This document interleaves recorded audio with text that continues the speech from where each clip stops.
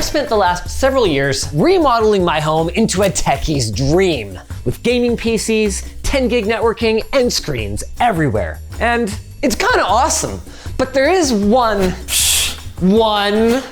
fatal flaw. Despite the solar panels we installed on the roof providing some clean energy some of the time, the system was designed to feed excess power back into the grid rather than into a battery bank. So, during the stormy season, we regularly lose the one thing a techie house needs more than anything else. Come on! The power! And these outages seem to be happening more and more frequently. So it's time to solve this once and for all with a proper home power backup solution. Jake? Jesus. Jake, this is not what we talked about. What do you mean? It's mint. I thought you wanted something cheap. Well, yeah, of course I want something cheap, but I want something safe. I've got paperwork. Hold on. See? Like, look. That's not the paperwork, that's just our sponsor. War Thunder. If you're into vehicle combat games, War Thunder has a ton of depth while being easy to get into, and it's available on PC, consoles, and mobile devices. Play for free using the link in the description. Ha! Got him. You see, Linus isn't the only one who's tired of our crappy power grid. And when I heard him complaining about it, it gave me a wonderful idea. Why spend my time building a cost-effective battery backup system for my house when I can get paid to do it instead? It's just that when I pitched doing a sort of DIY, build your own battery to Linus, he was understandably a bit sketched out. So I told him, don't worry, we'll just buy a complete solution and then all we've got to do is hook it up, which is exactly what I did. There's just maybe a little bit more assembly required than I think he was expecting. Now, if you've been keeping up with the Linus house renovation project, you might have seen the Eaton UPS, or uninterruptible power supply units, in his rack. Yes, the one that got water all over it.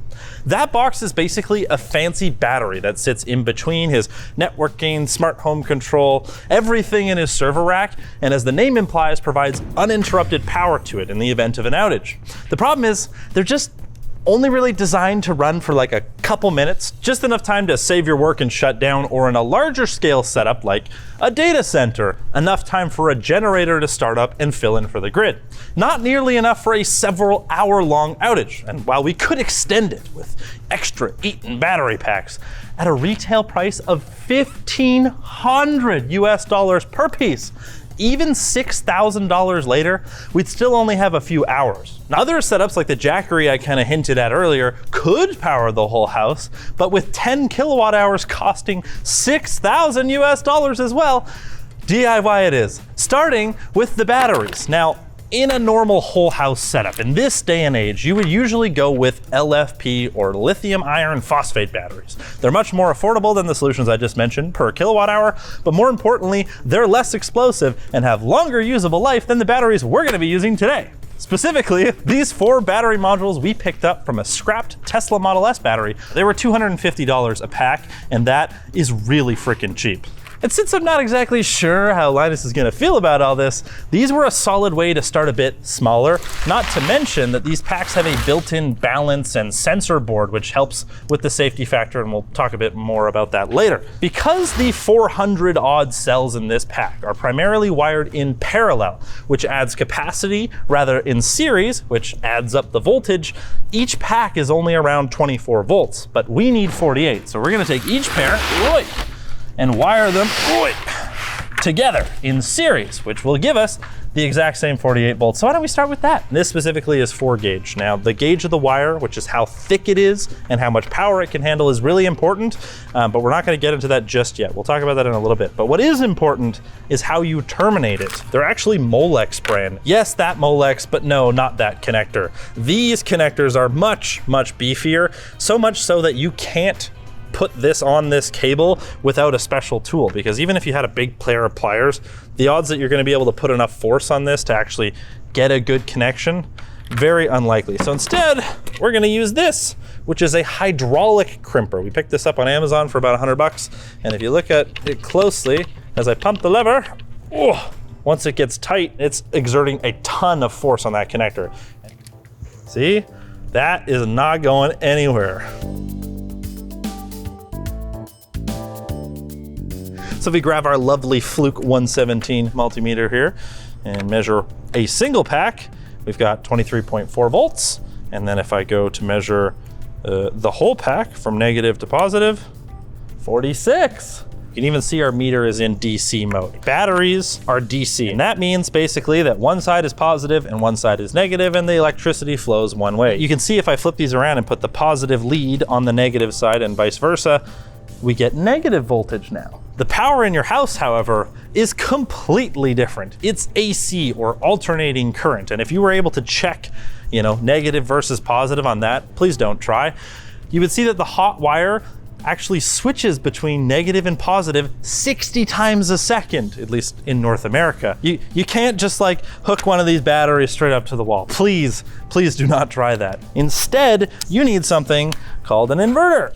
Oh, and a charger. Oh my gosh, this is heavier than I was expecting. An inverter takes the DC charge from our batteries and gives us AC wall power, and then it also does the opposite because this is a hybrid, so it'll take wall power and give us DC power to charge the batteries. So it's an inverter charger, and the one we're going to be using, this EG4 6000 XP, is specifically designed for 48 volt battery systems, which is why we put the batteries together earlier. And if we open it up, we can see all sorts of connections in here. We've got the big old battery terminals. This thing can do a lot of battery.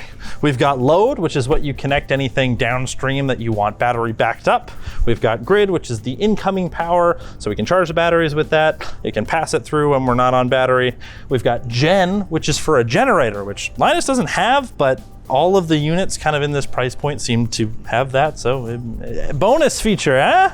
And then PV input. This is meant for connecting solar panels directly to the inverter charger if you're doing like an off-grid installation, like at a cabin where you don't even have a grid to connect to. This specific unit, because it's called the 6000 XP, can handle 6,000 watts of power. And in a normal home battery setup, you'd take what you would call a critical load panel, which is just a separate electrical panel, and wire up all of the things that you need to power in an outage, like say medical equipment if you have something like that, or controls for like a gas heating system. That way you're not wasting battery power powering the entire house when you don't really need to. In the final installation, we're probably just gonna power the whole house. However, for now, we're just gonna set this up as a completely standalone system, just like a UPS. And in our case, our critical load, which is the server rack, it's already separated onto two PDUs, which are basically fancy power bars. A lot has changed, as you can see. And obviously there's a lot of pieces here that we haven't talked about at all yet, so let's do it. Now, you can just take our batteries over there and hook them right up to this. It would work, but it's not exactly safe. Primarily, if there's any sort of issue with this, not to say that there will be, but if there was, that caused the pack to draw too much power, we don't want our cables to be able to melt. Or for instance, if somehow one of them got caught and shorted itself out, we want that system to automatically be safeguarded against that. And to do that, you use fuses, which do exactly that. These are rated for 80 amps, and there is kind of like a table that shows you at what amperage and what amount of time they blow. But the main thing is if our battery pack gets shorted out for some reason or is drawing way too much power, this fuse will blow and break the path of electricity, so it doesn't start a fire, or at least in theory. And we have one of these for each of our series pairs of batteries, and they'll just sit in this little fuse holder thingy here, which conveniently has a bus bar on the other side that'll connect our two sets of packs together to get all of our capacity into the inverter charger right here. There's also another safety measure right here, which is called a contactor, and it's basically an electronically controlled light switch, just like an electronically controlled, the biggest light switch you could possibly imagine. This thing can handle 900 volts DC, and I think like how many amps? I don't know, it doesn't matter, a frickin' lot of amps. Way more than you could possibly need in this pack, because this is actually pulled out of a car. If there's any sort of issue with the pack, ideally, we're detecting that ahead of time, and the contactor will shut off the power. And how do you know if there's anything wrong with the batteries? Well, the Vero Electric BMS V2. This thing is the brains of our operations, or at least of the battery side. This thing allows us to talk directly to the Tesla module balance boards and read the temperatures, the voltages, everything. But more importantly, it controls our contactor big switch thing. So if there is any problem with the pack, something doesn't seem right, it shuts the power off and makes sure that nothing breaks. Oh, and I almost forgot. There's one of these little clampy boys. It's called the CT. It just goes on the negative wire and feeds back information into the BMS to tell it how much amperage is going through, so we know how much it's being charged or discharged at any time. So now we need to talk about how we're gonna connect to the house to get our incoming juice and connect the rack to power the rest of the devices, especially when a power outage happens. So in North America, we have a little bit of a complicated situation. You see, this is a normal power plug. You've got one wire that comes into here that gives you 120 volt AC, and the other wire is neutral, which is not technically a live wire, technically, except that in an electrical panel, you also have line 2. So there's 2. These 2 wires, line 1 and line 2, are separated by 240 volts AC, and the neutral just sits in the middle. And so if you connect neutral to line 1, you get 120 volts. If you connect neutral to line 2, you get 120 volts. But you have to deal with both of these if you want to be able to back up an entire house. Or in our case, in Linus's rack, we have 240 volt and 120 volts. So we need to be able to power both of those devices. Now our inverter is built for this. We've got L1, we've got L2, that's fine. It's just that at the house, it becomes a little bit complicated because we need to get all of this on one plug ideally. And it just so happens that there's a solution for this. This fancy plug called an L1430, the 30 standing for 30 amps, the 14 standing for whatever the heck this is, gives us L1, L2, and neutral. Of course, also a ground. And that means we can pull 120 volt and 240 volt off of this one plug. From here, we'll run a big wire that can handle that 30 amp load. It'll wire into L1 and L2 on grid. Then we'll have our neutral on the neutral, and then our ground into PE for protected earth. And that's pretty much it on the input side. From the output side, it's kind of the same story, except that instead of wiring directly to a plug, we need 2 plugs. So I've got an L630, which connects to the PDU and gives us 240 volt only, not both.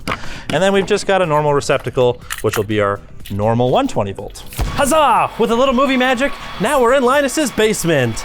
And we have everything here a little bit more put together than the last time you saw it. I've done a bunch of wiring. We've got our output side all put together, how we talked about before. We don't even have the Tesla batteries hooked up yet. I don't even have the cables made, but the next step is getting this thing on the wall.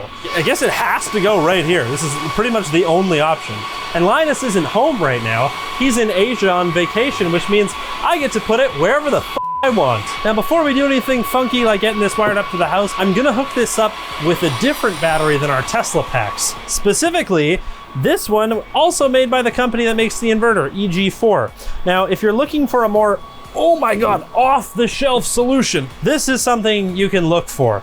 It's basically a rack mount unit made with LFP batteries, which we talked about earlier. They're a lot safer, and it includes all of the safety and battery management stuff in this unit. It is a fair bit more expensive than rolling your own solution, but if you press the power button here, it boots up, it's ready to go, and it hooks right up with some RJ45 for communication with the inverter and some power leads. Damn, hey? Yeah, that's good. That's not half bad.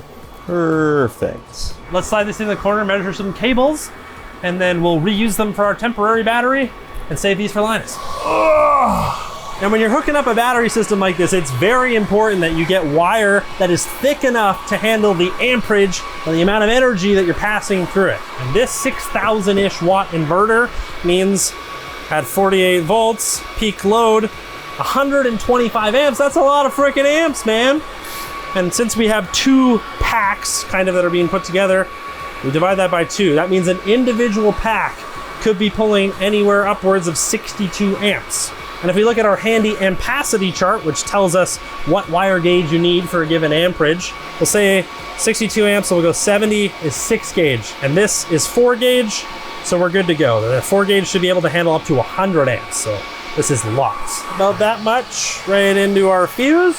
And we actually have a fuse for each of our pairs of packs. That way, if all of the power for the full 6,000 watts was going from one pack, this fuse will blow and shut the whole system off. Oh, fresh. Oh, because I just want to see this thing turn on, I'm gonna do something mildly cursed and use both red cables as the positive and the negative for our pre-made battery from EG4. Now, if you're doing this properly, you should use a torque wrench.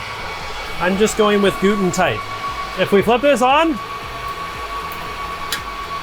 Hey! It's on! Please do not ever do this at home. Hey, look at that! You seeing it? 120 volt AC, baby. Now my plan was to use this plug, an L630, which powers his main big UPS with 240 volt power. The problem is, despite what the panel was labeled, this is only a 2-wire cable, which means we have line 1 and line 2 with no neutral, and we need the neutral. So we walk into the electrical supply store, and the guy's like, yeah, they won't do that. They won't cut it off the roll. I'm like, what do you mean they won't cut it off the roll? Look at how many rolls you have. Look over there. There's even more rolls. Well, we got it though. He came through. He magically cut it off the roll for us, I guess. So I did a bunch of electrical work in your house, added a new plug, and in theory, it's really theory because I haven't tested this part. Hey! And then this is just batteries out of what? A Model S? Yes. What'd we pay for them? Very little. For the uninitiated, this is 20,000 watts for an hour. Or 1,000 watts for 20 hours. That's assuming no losses and whatnot. We're just, yeah, perfect world. Anyways, and it was $1,000 Canadian, which What? Americans is like 600 US. Dude! That is 5 kilowatt hours and is $2,000. For the big deployment, we're probably not gonna actually use these.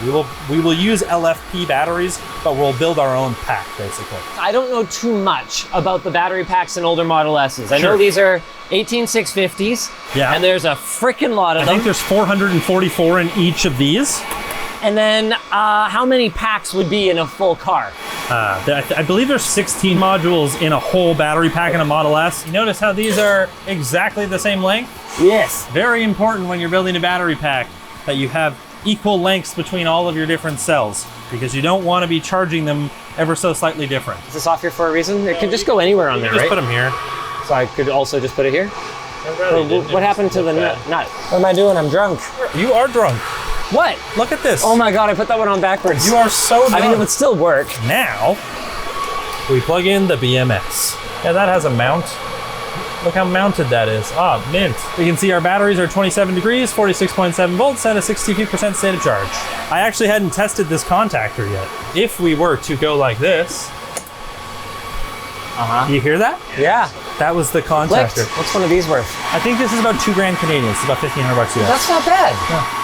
Considering it can do 6 kilowatts. Yeah, I didn't. I was just chilling there. That's confidence inspiring. Look how mounted that is. Ah, mint. Presently, our BMS cannot talk to the inverter over CAN and like have a nice communication and tell each other what's going on. However, I did yell at both of the companies, and they have been for like the last 3 weeks working on getting them integrated. So Oh, that's very cool. in a couple weeks, you'll hopefully will be able to use an EG4 inverter with a Vero BMS, and they'll just talk to each other and everything's good. Super cool. For now, we have to run it in lead acid mode. Lead acid mode is basically you don't have a lithium battery that has a battery management it can talk to. So we could set the charge current to whatever we want if we wanted to control temperatures or... Yeah, 100%. So actually, in a Tesla, I mean, if you look, there's coolant terminals on the outside, Yeah. and you can water cool them.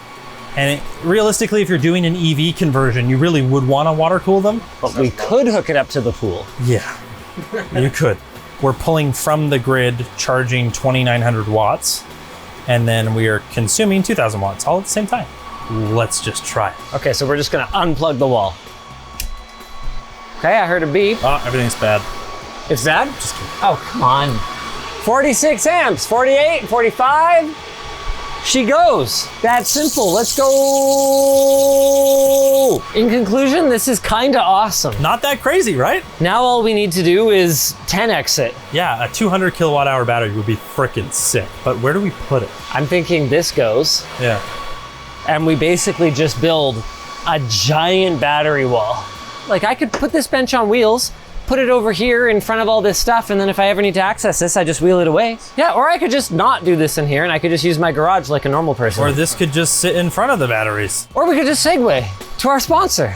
War Thunder! Take to the skies, strike from the sea, and dominate on land with War Thunder's thousands of vehicles, each modeled accurately from their real-life counterparts. You'll be immersed in the action thanks to authentic sound effects, in-depth customization options, and realistic damage modeling. Their X-ray view can let you see where your vehicle took damage, giving you vital information to make your next engagement go even more smoothly. this is great. Now, if you're worried everything sounds too hardcore, they have multiple distinct modes. So whether you're a milsim enthusiast or a let me just blow up a few things casual enjoyer, there's fun to be had all around. Best of all, besides their PC and console versions, they have an all-new mobile app for iOS and Android, so you can enjoy some gameplay wherever you are. Join over 70 million players and revel in the destruction. Use our link in the description today to get started for free. If you guys enjoyed this video, maybe go check out the one that we did on putting the solar panels on the roof. Yes. They're really cool panels. It just turns out they're not quite compatible with this application because I told them not to have ones like that. Yeah, making this work for the whole house and the solar is going to be interesting.